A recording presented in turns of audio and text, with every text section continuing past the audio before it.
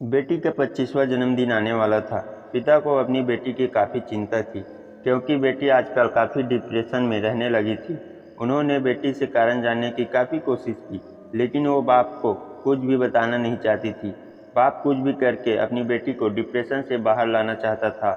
उन्होंने उस हर जगह की मुलाकात की जहाँ उसकी बेटी ज़्यादा समय बिताया करती थी, और वहाँ के लोगों से पता किया कि आखिर उसके जीवन में क्या चल रहा है। पिता को इस बात की जानकारी हुई कि उसकी बेटी जहाँ पर काम करती है वहाँ उसके ऊपरी अधिकारी उसके काम में अक्सर गलतियाँ निकालते रहते हैं और उसे डिमोटिवेट करते रहते हैं।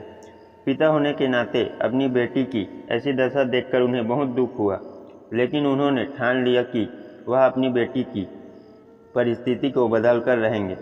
बेटी के जन्मदिन पर पिता ने बेटी को अपने पास बुलाया और एक गाड़ी की चाबी देते हुए कहा, बेटी, यह गाड़ी मैंने तुम्हारे लिए कई सालों पहले ली थी, लेकिन तुम्हें दे नहीं पाया।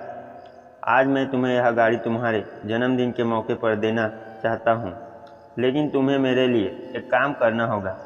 बेटी ने पिता की बात मानते हुए कहा कि बोलिए, मुझे क्या करना है। पिता ने बेटी से कहा कि इस गाड़ी को लेकर और इसे भंगार वाले के पास जाकर इसकी कीमत पता कर आओ। पिता के कहे अनुसार बेटी भंगार वाले के पास गई और उसने गाड़ी की कीमत पूछी और अपने पिता के पास वापस आ गई। पिता के पूछने पर बेटी ने उन्हें बताया कि भंगार वाले के मुताबिक यह गाड़ी काफ़ी पुरानी है और कई जगह से जंग खा चुकी है, इसलिए वह इसके 10,000 देगा।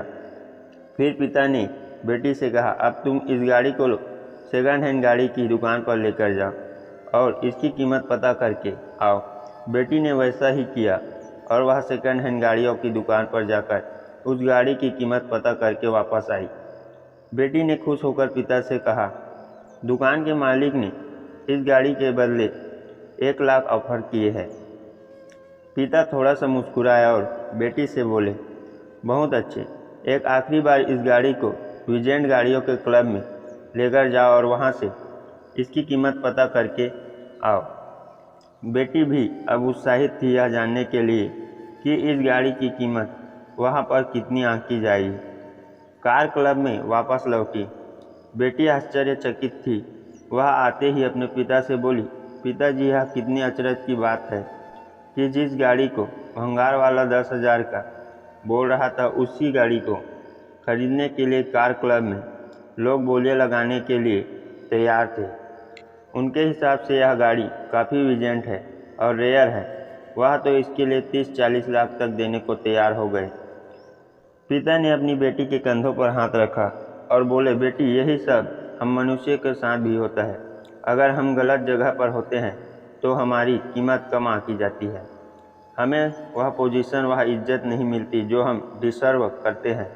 इसलिए जब भी कभी भी हमें लगे कि यह हम में कोई कमी है, तो एक बार ऐसा ज़रूर सोचना कि हो सकता है हम गलत जगह पर हो। जब हमें हमारी सही जगह मिल जाती है तो हम वहाँ बहुत अच्छा काम कर पाते हैं और लोगों से हमें अच्छा अप्रिसिएशन भी मिलता है। बेटी को अपने पापा की बात बहुत अच्छे से समझ में आ गई। बेटी ने अपने बाप को गले से लगा कर लिया।